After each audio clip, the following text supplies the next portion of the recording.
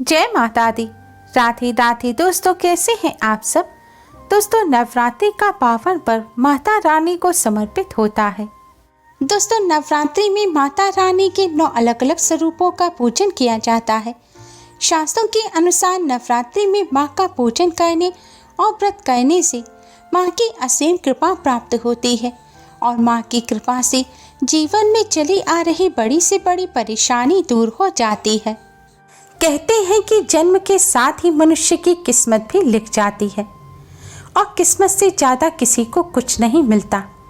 अगर किस्मत में कष्ट लिखा है तो कष्ट मिलकर ही रहेगा। लेकिन सिर्फ माँ भगवती ऐसी हैं जो अपने भक्तों की किस्मत को भी बदल देती हैं। माँ की कृपा प्राप्त होने से दुर्भाग्य भी सौभाग्य में परिवर्तित हो जाता है। माँ अपने बच्चों के सभी गलतियाँ, सभी पाप को क्षमा कर देती हैं और उन्हें सुख समृद्धि का वरदान प्रदान करती हैं। नवरात्रि के यह दिन माँ की कृपा प्राप्त करने के लिए सर्वश्रेष्ठ माने जाते हैं। इन दिनों थोड़े से प्रयास से ही आप माता रानी को प्रसन्न कर सकते हैं। शास्त्रों में माँ को प्रसन्न करने के लिए माँ का पूजन और व्रत करने के अलावा कई उपाय भी बताए गए हैं।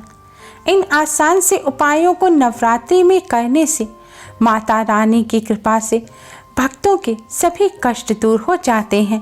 आज की इस वीडियो में हम आपको शास्त्रों में बताया गया माँ की कृपा प्राप्त करने का एक बहुत ही आसान और असरकारक उपाय बताने जा रहे हैं। इस उपाय को करने से माता रानी की कृपा से जीवन में चली आ रही बड़ी से बड़ी परेशानी दूर हो जाती है। घर में सुख, शांति और समृद्धि का वास होता है। घर में अन्न धन की कोई कमी नहीं रहती और पूरे साल भर माँ की कृपा बनी रहती है। दोस्तों, वैसे तो नवरात्रि में आप इस उपाय को किसी भी दिन कर सकते हैं, लेकिन हो सके तो रोजाना आप इस उपाय को नवरात्रि में अवश्य करें, क्योंकि इन 9 दिनों में माता रानी हमारे घर में वास करती हैं और यह 9 दिन माँ की कृपा प्राप्त करने के लिए सर्वश्रेष्ठ माने जाते हैं। उपाय करने के लिए सबसे पहले स्नान कर स्वच्छ वस्त्र धारण करें। नवरात्रि में माँ का पूजन करते समय स्वच्छता और पवित्रता का विशेष ध्यान रखें। साफ धुले कपड़े पहनकर ही माँ का पूजन करें। पूजन करते समय काले, नीले या कत्थई रंग के कपड़े ना पहनें। शुभ रंग के वस्त्र जैसे कि पीले, नारंगी, गुलाबी, लाल, हरे इस तरह के कपड़े पहनकर आप माँ का पूजन करें। अब आप माता रानी की चौकी के सामने आसन बिछाकर बैठ जाएं। आपने कलश की स्थापना की है तो कलश में स्थापित भगवान श्री गणेश, नवदुर्गा माँ और समस्त देवी देवताओं को प्रणाम करें। अगर आपने अखंड ज्योत नहीं जलाई है तो आप सबसे पहले एक दीपक कलश के सामने जलाएं और एक सुगंधित धूप बत्ती जलाएं। आप कलश पर कुमकुम से तिलक करें और किसी फल मिष्ठान का आप कलश में स्थापित सभी देवी देवताओं को भोग लगाएं। कलश का पूजन करने के पश्चात अब आप माता रानी के सामने एक दिया जलाएं और एक सुगंधित धूप बत्ती जलाएं। माँ को तिलक कर माँ को भी फल मिष्ठान का भोग लगाएं। दोस्तों, नवरात्रि में आपको माता रानी को भोग अवश्य ही लगाना है। फल मिष्ठान ना हो तो आप शक्कर का भोग लगाएं, पर भोग अवश्य लगाएं। अब आप एक प्लेट लें और प्लेट में एक खाली दीपक रखें। आप पीतल का या मिट्टी का कैसा भी दिया रख सकते हैं।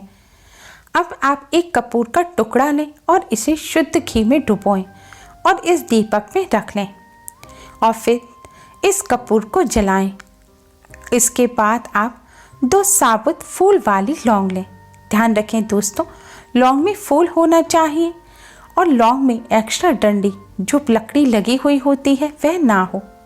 आपको 2 साबुत फूल वाली लौंग लेनी है और इनको भी आपको घी में डुबोना है। घी में डुबोने के बाद इस लौंग को आप जलते हुए कपूर पर रख दें और फिर इस कपूर और लौंग की जलती हुई लौ से आप माँ की आरती उतारें। अब दोस्तों, आप सबसे पहले माँ शैलपुत्री की आरती उतारें। जय माँ शैलपुत्री, जय माँ शैलपुत्री कहते हुए आपको माता रानी की 2 बार आरती उतारनी है। फिर आप जय माँ ब्रह्मचारिणी, जय माँ ब्रह्मचारिणी कहते हुए माँ ब्रह्मचारिणी की 2 बार आरती उतारें। अब आप जय माँ चंद्रघंटा, जय माँ चंद्रघंटा कहते हुए 2 बार माँ चंद्रघंटा की आरती उतारें। इसी प्रकार 2 बार माँ कुष्मांडा की, 2 बार माँ स्कंद माता की, 2 बार माँ कात्यायनी की, 2 बार माँ कालरात्रि की, 2 बार माँ महागौरी की और 2 बार माँ सिद्धिदात्री की आरती उतारें। इस तरह आप नवदुर्गा माँ की आरती उतारें। आरती उतारकर आप इस प्लेट को माता रानी के सामने रख दें। अब आप माँ के इस मंत्र का 108 बार जाप करें। मंत्र है ओम ऐं ह्रीं क्लीं चामुंडाय विच्चे। ओम ऐं ह्रीं क्लीं चामुंडाय विच्चे। यह माता रानी का निर्वाण मंत्र है। इस मंत्र का जाप करने से नवदुर्गा माँ का पूजन होता है। दोस्तों, इस मंत्र का जाप कर आप माता रानी को प्रणाम करें और आपके जीवन में जितने भी कष्ट, जो भी समस्या परेशानी चल रही है, वह सब माँ के सामने रखें और माँ से सभी कष्टों को दूर करने की प्रार्थना करें। अपनी कृपा बनाए रखने की प्रार्थना करें। आपकी जो भी मनोकामना है, जो लंबे समय से पूरी नहीं हो रही है, उस मनोकामना को पूर्ण करने की प्रार्थना करें। दोस्तों, नवरात्रि में इस तरह माता रानी का पूजन करने से माता रानी की असीम कृपा प्राप्त होती है और पूजन और व्रत का भी पूर्ण फल प्राप्त होता है। माँ की कृपा से पूरे साल भर घर में अन्न धन की कमी नहीं रहती और पूरे साल भर माँ की कृपा बनी रहती है। वैसे तो नवरात्रि में पूरे 9 दिनों में आप इस तरह माता रानी का पूजन दिन में किसी भी समय कर सकते हैं, लेकिन नवरात्रि की रात्रि का विशेष महत्व होता है। रात्रि में माँ का पूजन करने से कई गुना अधिक पुण्य फल प्राप्त होता है। इसलिए आप हो सके तो यह पूजन नवरात्रि में संध्या काल के बाद या संध्या बंदन पूजन के समय कर सकते हैं। दोस्तों, नवरात्रि में व्रत रखने का विशेष महत्व होता है, लेकिन कुछ लोग स्वास्थ्य संबंधी समस्या की वजह से, तो कुछ लोग अपने बिजी शेड्यूल की वजह से व्रत नहीं रख पाते और घट की स्थापना नहीं कर पाते।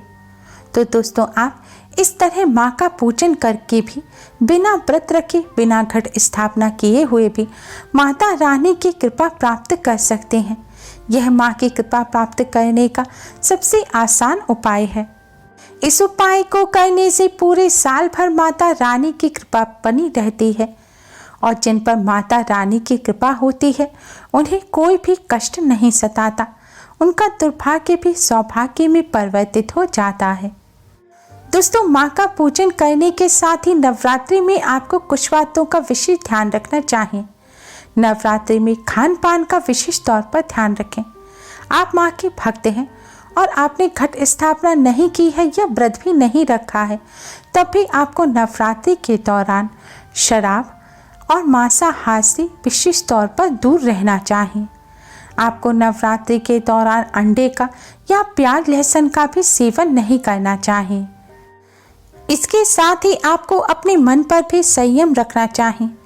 नवरात्रि के दौरान भूलकर भी किसी से लड़ाई झगड़ा ना करें, क्रोध ना करें, गाली गलौज ना करें, किसी को अपशब्द ना बोलें, कोई ऐसी बात ना कहें जिससे किसी का दिल दुखे। नवरात्रि में रोजाना माँ के मंदिर जाकर या फिर अपने घर में ही मंदिर के सामने बैठकर घंटों पूजन करना जरूरी नहीं है।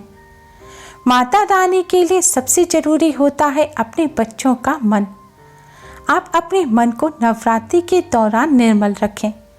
आप अपने मन से माँ का स्मरण करते रहें। आप किसी का दिल न दुखाएं, साथ ही आप अपनी माँ का, आप अपनी मम्मी का अच्छे प्रकार से ख्याल रखें। अपनी माँ की सेवा करें, कन्याओं का सम्मान करें। हो सके तो कन्याओं को कुछ उपहार भी अवश्य दें। जरूरतमंदों की मदद करें। अपने व्यवहार को अच्छा रखें। नवरात्रि व्रत केवल अन्न छोड़ना ही नहीं है। आप व्रत ना रख सकें तो भी आप इस नवरात्रि में अपनी कुछ गलत आदतों को माँ के चरणों में समर्पित कर उन्हें छोड़ने का प्रण लें। यही माँ की सच्ची भक्ति है। ऐसे भक्तों पर ही माँ की कृपा सदैव बनी रहती है।